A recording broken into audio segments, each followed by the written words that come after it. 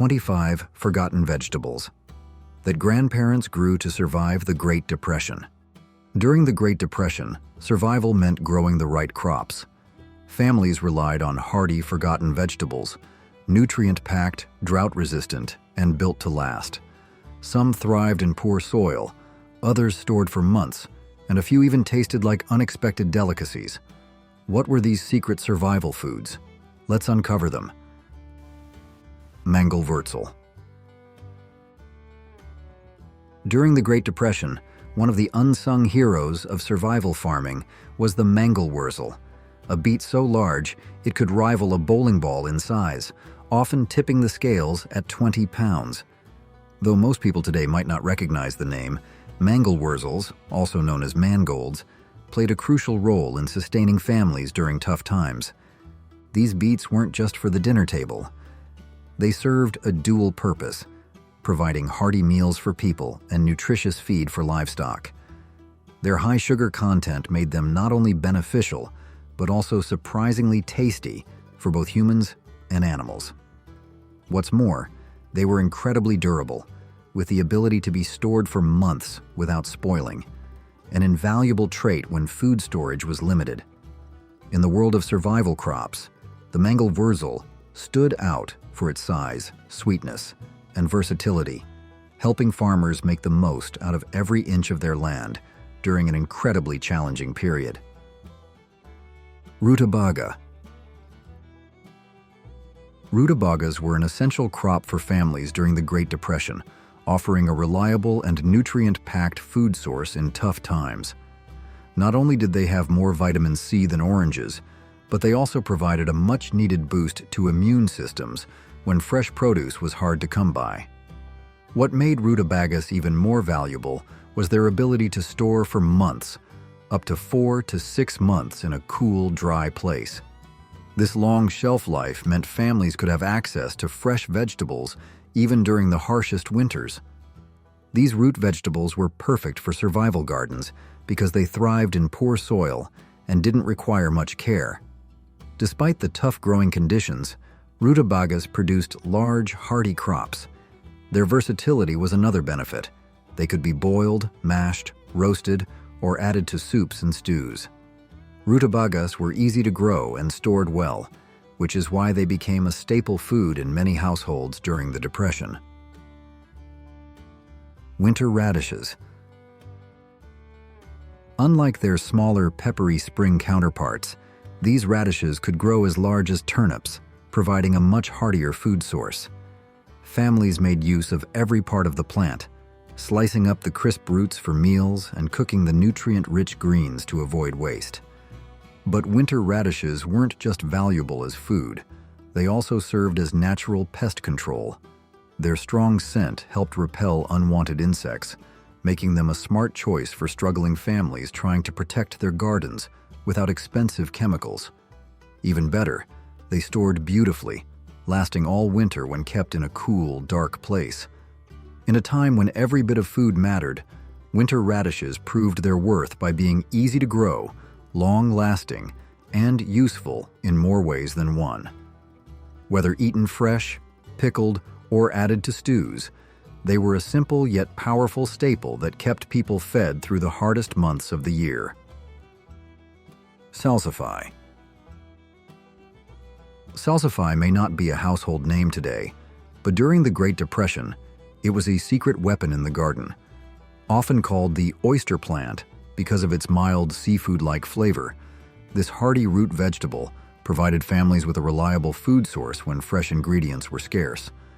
Unlike many other crops that had to be harvested and stored, salsify could be left right in the ground through the winter, staying fresh for up to 6 months.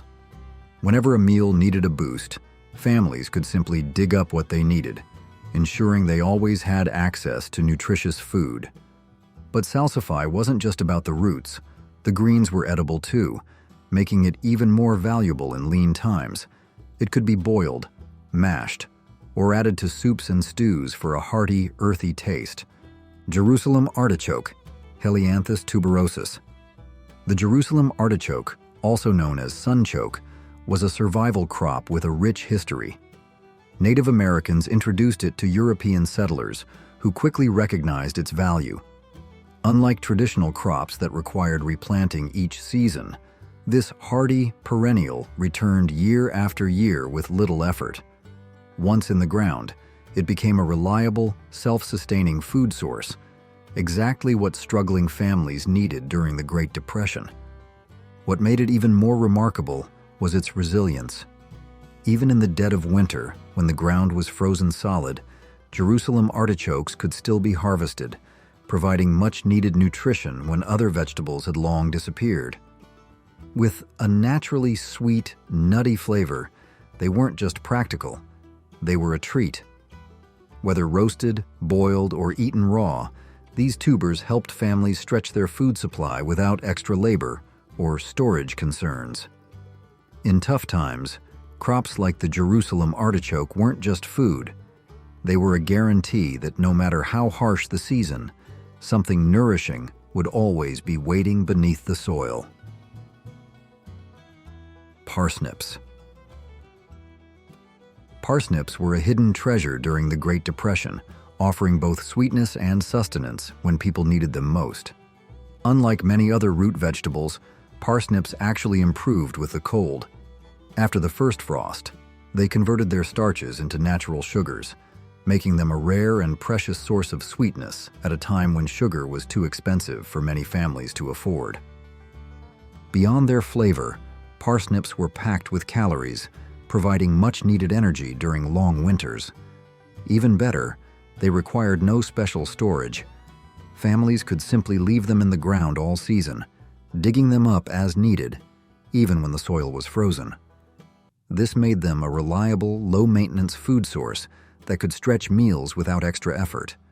Whether roasted, mashed, or added to hearty soups, parsnips brought both nutrition and a touch of natural sweetness to Depression-era kitchens. Have you ever grown any of these survival vegetables? What was your experience? Hamburg rooted parsley. Hamburg rooted parsley was a 2-in-1 survival crop that provided both hearty nutrition and fresh flavor during the Great Depression. Unlike regular parsley, which was grown just for its leaves, this variety developed large, parsnip-like roots that could be harvested and stored for months. These roots were packed with nutrients and could be boiled, roasted, or added to stews, making them a versatile ingredient when food supplies were tight. But the benefits didn't stop underground. The leafy tops were just as valuable, offering a burst of fresh flavor to otherwise bland meals. Rich in vitamin C, they helped families get essential nutrients when fresh produce was scarce. Hamburg-rooted parsley thrived in tough conditions and required minimal care, making it an excellent choice for home gardens. With both edible roots and flavorful greens, it was a true Depression-era staple, one that made meals heartier, healthier, and more flavorful without costing a dime. Turnips. Turnips were a lifesaver during the Great Depression, offering fast-growing, drought-resistant nutrition when families needed it most. In just 6 weeks, these hardy vegetables were ready to harvest, making them one of the quickest ways to get fresh food on the table. Their resilience to dry conditions meant they could thrive even when water was scarce, ensuring a reliable crop when other vegetables struggled. Turnips were also incredibly versatile. The crisp, peppery roots could be eaten raw, cooked, or mashed, while the leafy greens provided an extra source of vitamins and minerals. Many families planted turnips multiple times throughout the season, taking advantage of their rapid growth to ensure a steady food supply. Collard greens. Collard greens were a true survival crop during the Great Depression, providing fresh, nutritious food nearly year-round. Unlike many leafy greens that withered in the summer heat, collards thrived, continuing to grow when other vegetables struggled. Even more impressive, they became sweeter after a frost and could survive temperatures as low as 10 degrees Fahrenheit, minus 12 degrees Celsius, meaning families could harvest them deep into winter when fresh produce was scarce. Rich in vitamins and minerals, Collard greens were a powerhouse of nutrition, helping families stay healthy despite limited food supplies.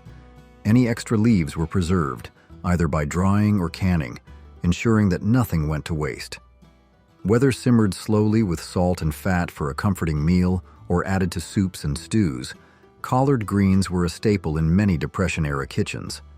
Their ability to grow in harsh conditions, provide vital nutrients, and be stored for later use made them one of the most valuable vegetables a struggling family could have. Swiss chard. Known as the cut and come again vegetable, the more families harvested, the more it kept producing, ensuring a continuous food source throughout the growing season. Unlike other leafy greens that bolted in the summer heat, Swiss chard thrived, making it a reliable staple when other crops struggled. Packed with vitamins A and C, Swiss chard helped families stay nourished when fresh produce was hard to come by. The tender leaves could be sautéed, added to soups, or eaten raw in salads, while the crunchy stems provided extra texture and flavor. Its resilience and high yield made it a favorite among home gardeners, offering a nearly endless supply of nutrition with minimal effort. In times of hardship, Swiss chard wasn't just a vegetable, it was a lifeline that kept families fed and healthy with every harvest. Danish Ballhead cabbage. Danish Ballhead cabbage was a Depression-era staple, prized for its ability to last through the harshest winters.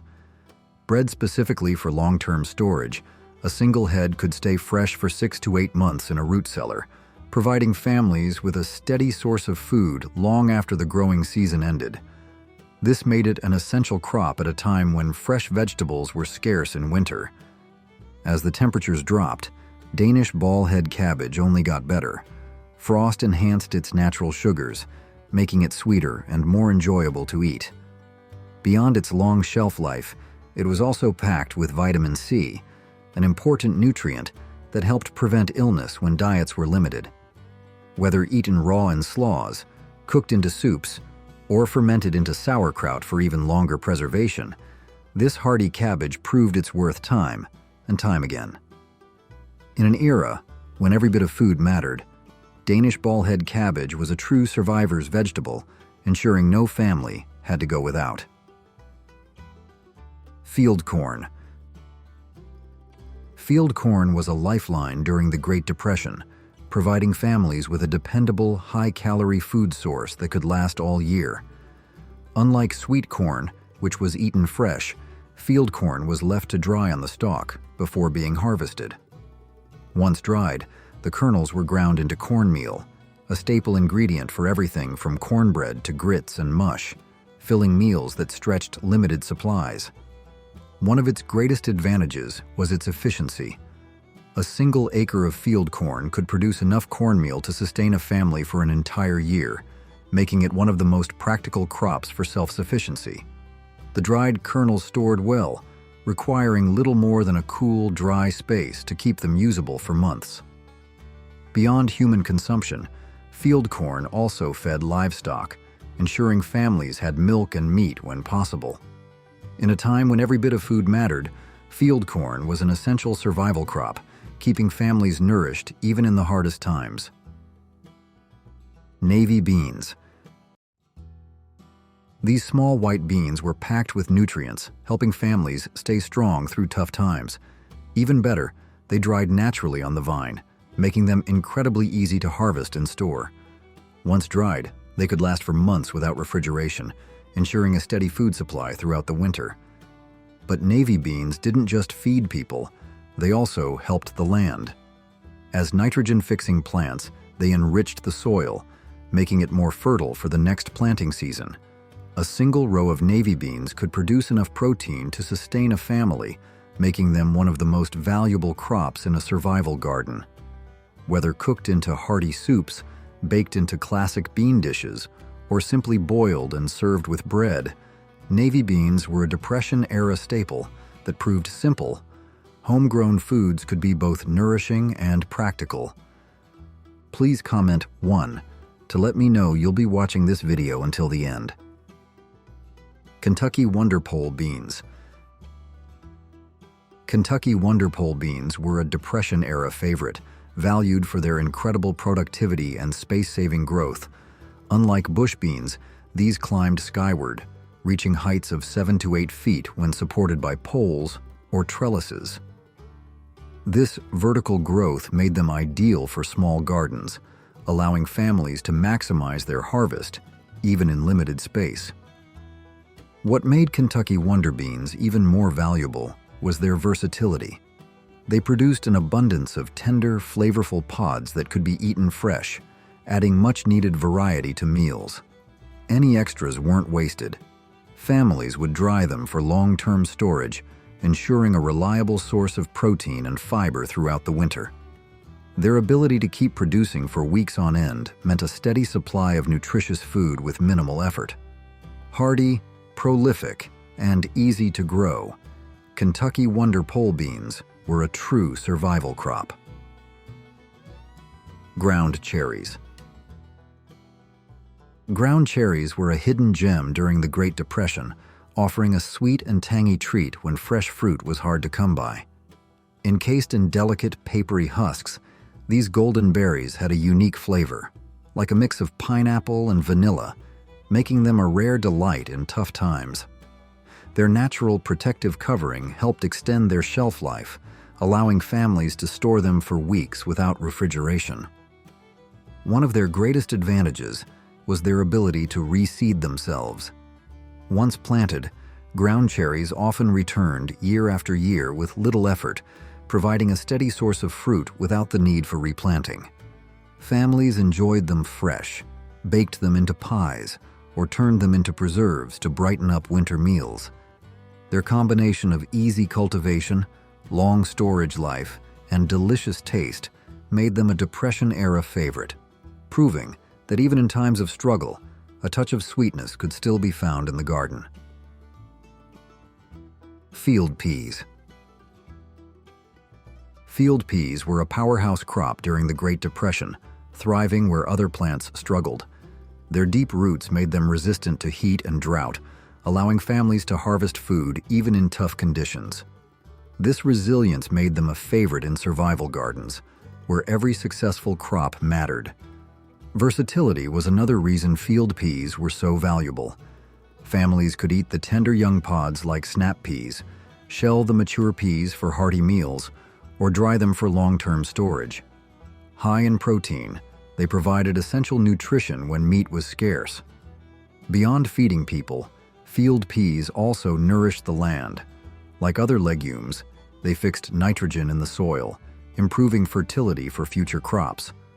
Whether cooked into soups, mashed into spreads, or simply boiled with cornbread, field peas were a Depression-era staple that proved both practical and nutritious. Storage onions. Storage onions were a must-have in Depression-era gardens, providing flavor, nutrition, and long-lasting shelf life when fresh produce was scarce. Varieties like Yellow Globe and Australian Brown were prized for their ability to keep for 8 to 10 months, making them a reliable ingredient throughout the year.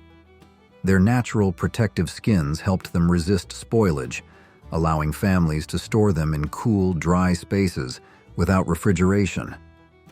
Beyond their long storage life, onions were believed to help extend the freshness of other stored vegetables, making them even more valuable in a root cellar. They were also incredibly easy to grow, thriving in a variety of soils with minimal care. Whether used to add depth to soups and stews, fried alongside potatoes, or simply eaten raw for their sharp bite, storage onions were a kitchen essential. In tough times, they didn't just add flavor, they helped stretch meals and preserve food. Cardoon. Cardoon was a hidden gem in Depression-era gardens, offering a hearty and reliable food source when fresh vegetables were scarce. Closely related to the artichoke, this resilient plant thrived in cool weather and even survived mild winters as a perennial in some regions. Its thick, celery-like stalks were the star of the show, providing a nutritious and filling ingredient that could be harvested well into the colder months. Before eating, the stalks were typically blanched to remove their natural bitterness. Once prepared, they became a versatile ingredient, perfect for baking, braising, or adding to hearty soups and stews. Their unique, slightly nutty flavor made them a welcome addition to Depression-era kitchens, where variety in meals was often limited. Beyond its culinary value, Cardoon's ability to grow year after year with minimal effort made it a practical choice for families looking to secure a steady food supply. What other forgotten foods do you think helped families survive tough times? Skirret. Skirret was a forgotten treasure during the Great Depression, offering a naturally sweet and hearty root crop when sugar was too expensive for many families. Unlike carrots, skirret had a richer, almost honey-like sweetness, making it a valuable ingredient for adding flavor to meals without relying on scarce or costly sweeteners. One of skirret's greatest advantages was its resilience. As a perennial, it returned year after year with minimal effort, ensuring a steady food source. Families could leave the roots in the ground all winter, digging them up as needed, which meant fresh food was available even in the harshest months. The tender, multi-branched roots could be boiled, roasted, or mashed, bringing a hint of natural sweetness to soups, stews, and side dishes. In difficult times, when every meal had to be stretched and nothing could go to waste, skirret was a humble yet invaluable crop that helped families survive with both sustenance and a touch of sweetness. Good King Henry. Good King Henry was a dependable source of fresh greens during the Great Depression, offering one of the first harvests of spring when food supplies were running low. As a perennial, it came back year after year with a little effort, and its ability to self-seed meant families could count on an abundant supply without replanting. The young shoots were tender and flavorful, often prepared like asparagus, lightly steamed, boiled, or sautéed. As the plant matured, its nutrient-rich leaves could be cooked like spinach, adding vitamins and minerals to meals when fresh vegetables were scarce. In a time when every bit of food mattered, Good King Henry was a true survival crop, thriving in poor soil and requiring minimal care. Its resilience and versatility made it a staple in many gardens, proving that even in the hardest times, nature could provide nourishment for those who knew where to look. Runner beans. Runner beans were a powerhouse crop during the Great Depression, offering multiple benefits in a single plant. These climbing beans weren't just productive, they were resilient, thriving in a variety of conditions, including hot summers that could stunt other crops. Families often planted them along fences, trellises, or even corn stalks, making the most of vertical space in small gardens. The vines produced a steady supply of fresh snap beans throughout the season, providing an important source of vitamins and fiber when vegetables were scarce. Beyond their fresh pods, runner beans also matured into protein-rich dry beans that could be stored for months, ensuring food security long after the growing season ended. Their beautiful red, pink, or white flowers attracted pollinators, boosting overall garden health. Unlike some other beans, runner beans continued producing even in hot weather, making them a dependable staple for families struggling to put food on the table. Versatile and nutritious, they could be eaten fresh, dried for winter meals, or even used as animal feed. What other historical crops do you think played a crucial role in survival during tough times? Dandelion. Unlike the wild varieties found in yards today, Depression-era families grew special dandelions with larger, more tender leaves, maximizing their food potential. These plants were among the first to emerge in early spring, providing much-needed fresh greens after a long winter of preserved foods. Packed with vitamins A, C, and K, dandelion leaves were a nutritional powerhouse, offering essential nutrients when other vegetables were scarce. But the usefulness of dandelions didn't stop at the leaves. The bright yellow flowers were edible as well, often used in salads, jellies, or even homemade wines. Their roots were perhaps the most valuable part of all. When roasted and ground, dandelion roots made a passable coffee substitute, a lifesaver for those who could no longer afford real coffee beans. Best of all, dandelions required no special care, thriving in poor soil and reseeding themselves year after year. In an era when every bit of food mattered, these humble plants played a crucial role in survival, turning what many considered a weed into a valuable source of sustenance. Lamb's quarters. This hardy, fast-growing green wasn't just a weed, it was a nutritional powerhouse, packed with more iron than spinach, along with calcium, vitamin C, and protein.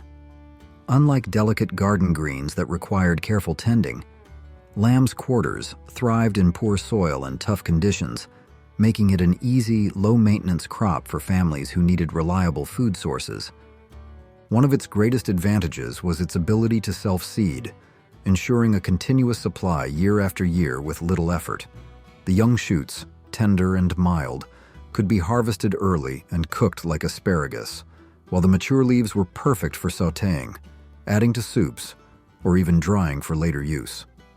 In times of drought, when other vegetables wilted, lamb's quarters kept growing, providing essential nutrition when options were scarce.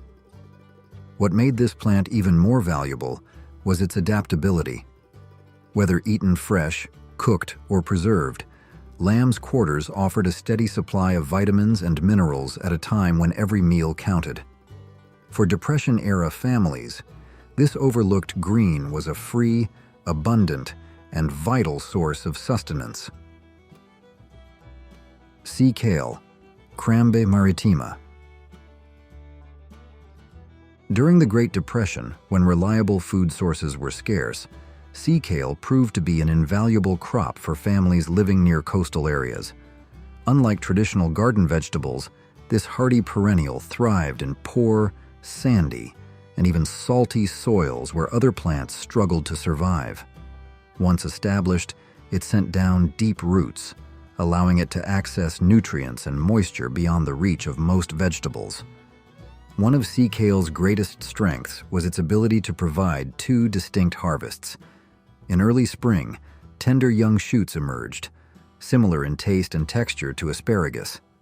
These were often blanched by covering them with soil or pots, resulting in a milder flavor. As summer arrived, the plant produced hardy, nutritious leaves that could be cooked like cabbage or added to soups and stews.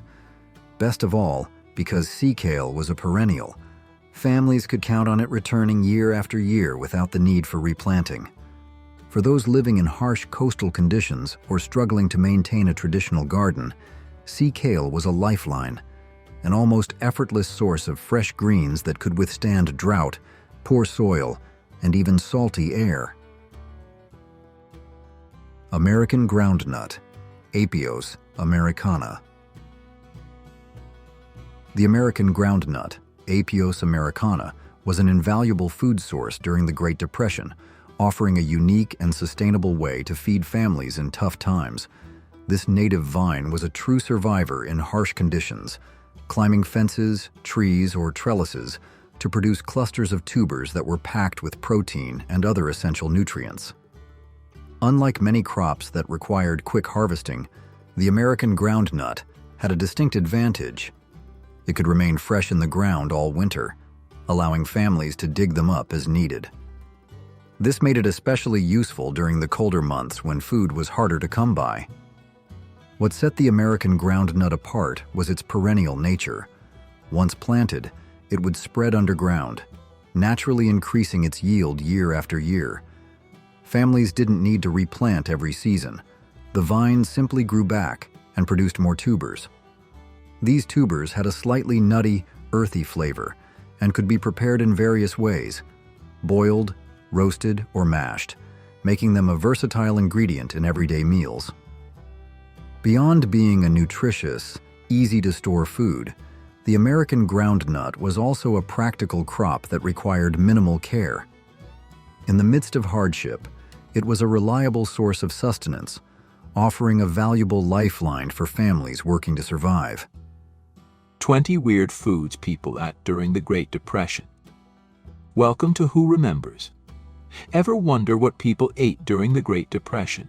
Forget fancy restaurants and gourmet meals. We're talking about survival food, folks.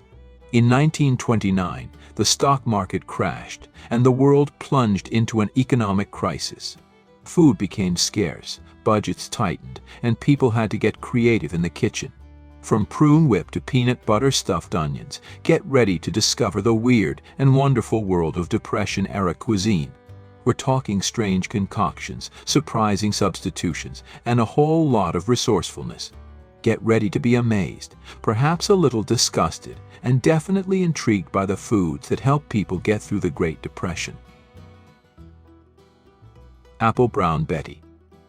Before the Depression, Apple Brown Betty was a delightful treat featuring a buttery, cinnamon-spiced apple filling encased in a crispy breadcrumb topping. It was a dessert that evoked warmth, comfort, and a touch of indulgence. But during the Depression, as ingredients became scarce and budgets tightened, Apple Brown Betty underwent a transformation. The traditional pie crust and generous apple filling were often replaced with more readily available and affordable substitutes. Oatmeal, breadcrumbs, and whatever else could be found in the pantry became the base for the filling, while the topping might be a simple sprinkle of sugar or a drizzle of molasses. These Depression-era variations weren't exactly gourmet, but they provided a much-needed touch of sweetness and comfort in a time of hardship. Interestingly, these adapted versions of Apple Brown Betty occupied a unique space in culinary history. They weren't universally popular, but they weren't entirely unknown either. They existed in a sort of culinary gray area, varying widely from household to household, each family adapting the recipe based on their own unique circumstances and available ingredients. Today, both the traditional and the Depression-era versions of Apple Brown Betty are largely relegated to memories and family recipe boxes. They serve as a reminder of the adaptability and resourcefulness of people during tough times, finding ways to create moments of joy and satisfaction, even with limited resources. Hominy. Let's shine a spotlight on a humble yet valuable food staple that gained prominence during the Great Depression: hominy. Made from dried maize kernels, hominy was often overlooked in more prosperous times. But when the Depression hit and budgets tightened, people began to rediscover the virtues of this affordable and nutritious grain. Canned hominy, readily available and inexpensive, became a pantry staple for many families. Brands like Stokely's hominy gained popularity, offering a convenient and budget-friendly way to add substance and flavor to meals. The taste of hominy has been described as a cross between dumplings and mashed potatoes, offering a comforting and familiar texture. At just 15 cents a can or less, hominy was a true bargain during the Depression, providing a versatile ingredient that could be used in soups, stews, roasts, or even enjoyed as a simple meal on its own. The story of hominy during the Great Depression is a reminder that sometimes the most valuable resources are the ones we tend to overlook. It's a testament to the resourcefulness and adaptability of people during tough times, finding creative ways to utilize readily available and affordable ingredients.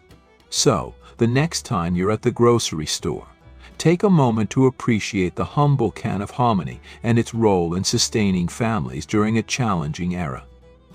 Eleanor Roosevelt and Prune Whip.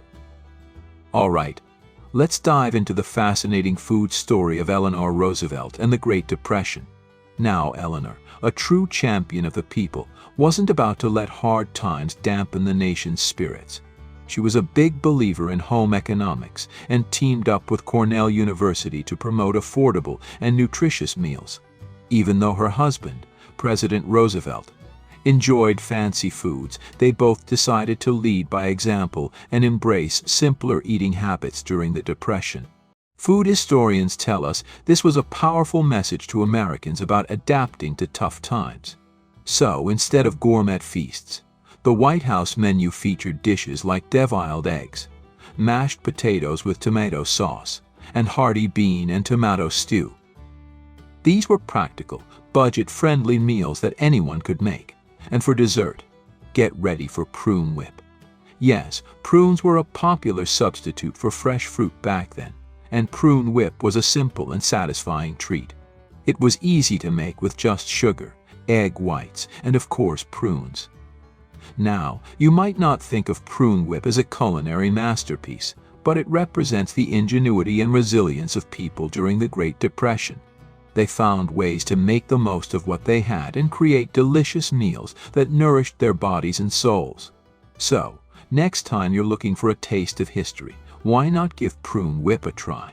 You might be surprised at how much you enjoy this simple yet symbolic dessert from a bygone era. Peanut butter stuffed baked onions. Now, peanut butter and onions were both readily available and affordable during those tough times, so someone thought, hey, why not combine them? The result? A truly unique dish that was promoted by none other than the Bureau of Home Economics. They even encouraged homemakers to serve this concoction to their families. But did it actually taste good? Well, food historians Andrew Coe and Jane Ziegelman decided to put it to the test. Let's just say it wasn't exactly a hit. Coe described it as not a popular addition to the dinner table, while Ziegelman put it more bluntly, saying that peanut butter has nothing to say to a baked onion. Ouch. It seems like the Bureau of Home Economics might have missed the mark on this one. But you know what? It's a testament to the creativity and experimentation that people embraced during the Depression. They were willing to try new things, even if they didn't always turn out to be culinary masterpieces. So, while peanut butter stuffed baked onions might not be making a comeback anytime soon, it's a fascinating glimpse into the foodways of a challenging era. It reminds us that sometimes even the most unusual combinations can arise from necessity and a desire to make the most of what's available. And who knows, maybe there's a hidden gem of a recipe out there just waiting to be rediscovered. Mock apple pie. Now, you might be thinking, apple pie without apples. How is that possible? Well, the secret ingredient is Ritz crackers. Yes, those buttery, crispy crackers can be transformed into a surprisingly convincing apple pie filling. This ingenious recipe was born out of necessity during the 1850s when apple shortages forced people to get creative. Soda crackers, a cheaper alternative, became the base for mock apple pies, and the tradition continued during the Great Depression. Nabisco, the maker of Ritz crackers, even printed the recipe on the back of their boxes for decades. It was so popular that when they removed it in the 1980s, they received a flood of requests and brought it back in 1991. So, how does it work? The combination of crushed Ritz crackers, lemon juice, and traditional pie spices creates a texture and flavor that mimics real apples. It's a testament to the resourcefulness of people during tough times, finding ways to satisfy their cravings even with limited ingredients. If you're curious about this unique culinary creation, you can easily find the recipe online or on Ritz cracker boxes today. It's a fun and delicious way to experience a taste of history and appreciate the ingenuity of Depression-era cooks. Who knew that a simple cracker could become the star of a beloved dessert? Spaghetti, carrot, and white sauce casserole. Let's delve into another intriguing recipe from the Great Depression, courtesy of Eleanor Roosevelt: spaghetti, carrot, and white sauce casserole. Now, while Eleanor was a strong advocate for home economics and nutritious meals, this particular dish might raise a few eyebrows today. The recipe called for overcooked spaghetti, a full 25 minutes, resulting in a soft, mushy texture. This was then combined with boiled carrots, also cooked until tender, and topped with a simple white sauce made from milk, flour, butter, and salt. The end result was a rather bland, monochromatic casserole that might not win any culinary awards. While Eleanor described it as a vehicle for nutrition and nutrients, it's safe to say that it probably wasn't the most exciting meal on the table. But here's the thing, during the Depression, practicality and affordability often trumped taste. This casserole was made with inexpensive and readily available ingredients, and it provided a filling meal for families struggling to make ends meet. It's a reminder that food choices during that era were often driven by necessity, not gourmet aspirations. Corned beef hash. While dishes like mock apple pie were ingenious substitutes for more expensive ingredients, corned beef hash provided a genuine, albeit humble, source of both protein and vegetables. Now, corned beef hash might not be considered a culinary masterpiece, but during the Depression it was a practical and affordable way to create a filling and nutritious meal. Typically consisted of canned corned beef, potatoes, onions, and sometimes other vegetables, all mixed together, and often served with a thick, inexpensive gravy. While the quality of the ingredients might not have been top-notch, corned beef hash provided essential nutrients and a welcome change from the monotony of mock foods. It became a popular dish in households across the country, offering a sense of familiarity and comfort during a time of great uncertainty. Corned beef hash was also a common sight on diner menus across the United States, offering a cheap and filling meal for as little as 75 cents. It was a testament to the resourcefulness of restaurant owners who found ways to provide affordable meals to those struggling to make ends meet. While corned beef hash might not be a trendy dish today, its presence during the Great Depression tells a story of adaptation, survival, and the importance of finding affordable and accessible sources of nutrition. It's a reminder that even in the face of hardship, people found ways to create satisfying meals that nourished both body and soul. Potato soup. Now, potato soup would be as basic or as elaborate as circumstances allowed. At its most fundamental, it consisted of boiled potatoes, sliced or mashed, and simmered in water with a bit of salt and pepper for flavor. This basic version was accessible even to the most impoverished families, relying on just a few pantry staples.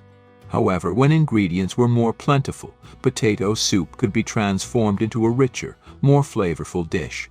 The addition of milk, butter, onions, and other vegetables elevated the soup to a more comforting and satisfying meal. During the Depression, potato soup often held a special significance, reserved for important occasions or days when a little extra comfort was needed. It was a dish that could be made with minimal ingredients yet still provide a sense of warmth and nourishment. Today, potato soup remains a popular and versatile dish, enjoyed in countless variations around the world.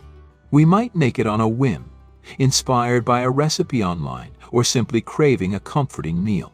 But it's important to remember its historical significance and its role in sustaining families during the Great Depression. Milcorno. Let's talk about a rather unusual food item that emerged during the Great Depression, milcorno. Picture this, it's 1933, the depths of the Depression, and scientists at Cornell University are trying to find a way families stretch their food budgets. Their solution? Milcorno, a gruel-like concoction made from powdered skim milk, cornmeal, and salt. The idea was that this inexpensive mixture could provide essential nutrients and help families get by on as little as $5 a week for a family of 5. Even Eleanor Roosevelt, a champion of affordable nutrition, served milcorno at the White House. But milcorno wasn't alone. There were also milkweehato and nilkawato, similar mixtures that were purchased in bulk by the government for hunger relief efforts. Imagine 25 million pounds of this powdered foodstuff being distributed across the nation. Now, I know what you're thinking. This doesn't sound very appetizing. And you're right, it wasn't exactly a culinary masterpiece. All of these mixtures essentially turned into a porridge-like consistency when boiled. But here's the thing, during the Depression, people were desperate for affordable and nutritious food, and these mixtures provided just that. They might not have been gourmet meals, but they helped people survive. Interestingly, the Bureau of Home Economics even suggested that milcorno could be used as a substitute for noodles and chop suey. It's a testament to the creativity and resourcefulness of people during those challenging times, finding ways to adapt and make the most of what they had. So, while Milcorno might not be making a comeback on our dinner tables anytime soon, it serves as a fascinating reminder of the foodways of the Great Depression. Kraft macaroni and cheese. Now, while macaroni and cheese had been around for a while, even Thomas Jefferson was a fan. It was Kraft that revolutionized this dish by making it a convenient and affordable meal for the masses. In 1937, a clever salesman from the Tenderonia Macaroni Company came up with the brilliant idea of selling his noodles with packets of Kraft grated cheese attached. Kraft quickly recognized the potential of this concept and hired the salesman to promote their new macaroni and cheese dinner to budget-conscious Americans. And it was a hit. At just 19 cents for 4 servings, Kraft macaroni and cheese offered a quick, easy, and satisfying meal that fit perfectly into the Depression-era lifestyle. Early advertisements even highlighted the speed and convenience of the dish, showing a surprised husband marveling at how quickly his wife had prepared such a delicious meal. Kraft macaroni and cheese quickly became a pantry staple, and its popularity has only grown over the decades. It's a beloved comfort food for people of all ages, from college students to busy families. And let's not forget its iconic status in Canada, where it's affectionately known as Kraft dinner. Food loaves. Food loaves were all about stretching limited resources and creating a hearty meal with whatever ingredients were available and affordable. Think of it as a culinary canvas where creativity and ingenuity were the main ingredients. A Depression-era menu might feature a variety of loaves, from liver loaf to lima bean and peanut loaf. Even meatloaf, a relative luxury, was often extended with fillers like crackers or bread to make it go further. And to add flavor and excitement to these often bland creations, cooks relied on pantry staples like ketchup and canned soup. Food historians Jane Ziegelman and Andrew Coe even experimented with recipes from the time, baking a soybean and lima bean loaf that they described as having a falafel-like taste, best served with a generous helping of flavorful gravy. These food loaves were a testament to the resourcefulness and resilience of people during the Depression. They found ways to make nutritious and satisfying meals with limited ingredients, stretching their budgets and keeping their families fed. While food loaves might not be a culinary trend we see much of today, they serve as a powerful reminder of the challenges faced by many during the Great Depression and the ingenuity they employed to overcome those challenges. It's a reminder that food is not just about flavor and indulgence, but also about sustenance, survival, and the ability to adapt and make the most of what's available. Vinegar pie or desperation pie. Now, vinegar-based desserts might sound unusual today, but they were actually quite popular in the 19th century and made a comeback during the Great Depression. Why? Because they were a clever way to create a flavorful pie filling without using expensive or scarce ingredients like fresh fruit. Vinegar pie typically consists of a flaky crust filled with a custard-like mixture of eggs, sugar, butter, and, of course, vinegar, often apple cider vinegar. The vinegar provides a tangy, acidic flavor that mimics the taste of apples, while the eggs and sugar create a creamy, sweet base. Some recipes even call for a meringue topping for an extra touch of indulgence. Now you might be wondering, does it actually taste good? The answer is a resounding yes. Vinegar pie has a surprisingly complex flavor profile with a balance of sweetness, tartness, and a hint of spice. It's been described as having a similar taste to a salt and vinegar custard, with a pleasant tingling sensation on the palate. And guess what? Vinegar pie is making a comeback. In recent years, award-winning chefs have started featuring this historical dessert on their menus, introducing it to a new generation of food enthusiasts. So, if you're feeling adventurous and want to try a taste of the past, I encourage you to seek out a vinegar pie or even try making one yourself. It's a testament to the creativity and resourcefulness of Depression-era cooks who found ways to create delicious and satisfying desserts even in times of scarcity. You might just be surprised at how much you enjoy this unique and flavorful pie. Do you have any family recipes that were passed down from the Great Depression? I'd love to hear about them in the comments. Mulligan stew. This wasn't a fancy recipe from a cookbook, but rather a communal meal born out of necessity, often prepared by hobos traveling the rails. Mulligan stew was essentially a whatever-you-can-find kind of dish, with ingredients varying depending on what could be scavenged, foraged, or even, shall we say, acquired. Imagine a pot filled with stolen onions, corn, and potatoes, along with wild greens and perhaps a few scraps of meat if someone was lucky. Resourceful cooks might add a handful of navy beans or whatever else they could find to enhance the flavor. But here's where things get interesting. Some hobos would add a pinch of Bull Durham tobacco, yes, tobacco, and even lint to their stew. Now, I know that might not sound too appetizing to modern palates, but these additions were believed to add flavor and thicken the stew. Mulligan stew was a symbol of community and survival during the Depression. Hobos would gather around a shared pot, contributing whatever ingredients they had and sharing a meal that, while not gourmet, provided much-needed sustenance and camaraderie. It's a reminder of the ingenuity and resilience of people facing difficult circumstances, finding ways to make the most of what little they had.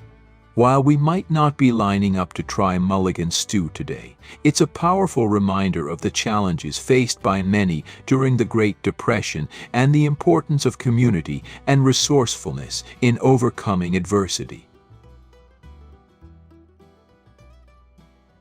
Dandelion greens. Now you might think of dandelions as pesky weeds, but for many immigrant families, especially Italian immigrants, they were a valuable source of nutrition and flavor. During the Depression, resourcefulness was key, and these families knew how to make the most of what nature provided. Dandelion greens, readily available in many yards and parks, became a staple in their kitchens. They were added to salads, sautéed with garlic and olive oil, or incorporated into other dishes, adding a slightly bitter, earthy flavor and a boost of vitamins and minerals. It's a fascinating example of how immigrant communities often held valuable knowledge about food and survival that was sometimes overlooked by mainstream society. While the government focused on large-scale relief efforts, these families quietly utilized their traditional knowledge and resourcefulness to put food on the table. The story of dandelion greens during the Great Depression is a reminder of the importance of respecting and valuing the diverse culinary traditions of different cultures. It's a testament to the ingenuity and resilience of immigrant communities who found ways to thrive even in the face of adversity, using readily available resources to create nutritious and flavorful meals. So, the next time you see a dandelion, remember its role in sustaining families during the Great Depression and appreciate the valuable culinary contributions of immigrant communities throughout history. Which of these dishes surprised you the most? Let's discuss in the comments section. Gelatin and congealed salads. Let's dive into a rather unique and perhaps questionable culinary trend from the Great Depression: gelatin and congealed salads. Now, gelatin was a popular and affordable source of protein during the 1930s, and it found its way into a surprising number of dishes, especially congealed salads. These weren't your typical leafy green salads, but rather savory creations that featured a variety of ingredients suspended in a jiggly gelatin base. Think of dishes like corned beef luncheon salad, a combination of canned corned beef, gelatin, canned peas, vinegar, and lemon juice. Doesn't exactly sound appetizing, does it? Reports from those brave enough to try these historical recipes describe them as, well, let's just say not very pleasant. The combination of flavors and textures, along with the often unappealing appearance, made these congealed salads a culinary challenge even for the most adventurous eaters. But here's the thing, during the Depression, practicality and affordability often took precedence over taste. Gelatin was cheap and readily available, and it provided a way to stretch limited ingredients and create a filling, if not exactly delicious, meal. So, while congealed salads might not be making a comeback on our dinner tables anytime soon, they offer a fascinating glimpse into the foodways of the Great Depression. They're a reminder of the resourcefulness and adaptability of people during tough times, finding ways to make the most of what they had, even if the results weren't always culinary masterpieces. It's a story of survival, ingenuity, and the sometimes surprising ways that food can reflect the challenges and realities of a particular era. Milk toast. During those challenging times, milk was more than just a beverage. It was considered a nutritional powerhouse, a veritable superfood packed with essential vitamins, fats, sugars, and protein. For families struggling to make ends meet, milk provided a readily available and affordable source of nourishment. It wasn't just for drinking either. Milk played a key role in countless Depression-era recipes, from simple white sauces and cornstarch puddings to fortified foods like milk honey. It was a versatile ingredient that added creaminess, richness, and much-needed nutrients to meals. Children, in particular, were encouraged to drink plenty of milk, with the government recommending nearly a quart a day. School lunches almost always included a glass of milk, ensuring that children received the essential nutrients they needed for growth and development. The emphasis on milk during the Great Depression reflects the nutritional understanding of the time, and the importance placed on providing affordable and accessible nourishment to those in need. While our understanding of nutrition has evolved since then, the story of milk during the Depression reminds us of the vital role that simple, readily available foods can play in sustaining communities during challenging times. It's a story of resourcefulness, adaptation, and the power of food to nourish both bodies and spirits. Creamed chipped beef on toast, SOS. Let's talk about a Depression-era dish that offered a taste of comfort and indulgence. Creamed chipped beef on toast, sometimes affectionately known as SOS. While simple toast with milk might have been a common breakfast, creamed chipped beef on toast was a step up, a more flavorful and satisfying way to start the day. The dish was made with thinly sliced dried beef, often smoked for added flavor, simmered in a creamy white sauce and served over toasted bread. It was a relatively affordable way to incorporate meat into a meal, especially compared to fresh cuts of beef, which were a luxury during those times. Some cooks would even add a dash of cayenne pepper for a touch of spice, reminiscent of better days when steaks were on the menu. Creamed chipped beef on toast was particularly popular among middle and upper middle-class families who could afford the dried beef. For many, it was a comforting and familiar dish, a small indulgence during a time of widespread hardship. While it might not be a common breakfast item today, creamed chipped beef on toast holds a special place in culinary history. It's a reminder of the simple pleasures that brought comfort and satisfaction during the Great Depression, a time when even small luxuries were cherished. So, the next time you're looking for a taste of nostalgia, consider trying this classic dish. It might just surprise you with its comforting flavors and its connection to a bygone era. Did I miss any forgotten survival vegetables? Let me know in the comments. If you enjoyed this, check out more videos in the series. Don't forget to subscribe and share. Who remembers? With friends and family. Thanks for watching, and see you next time.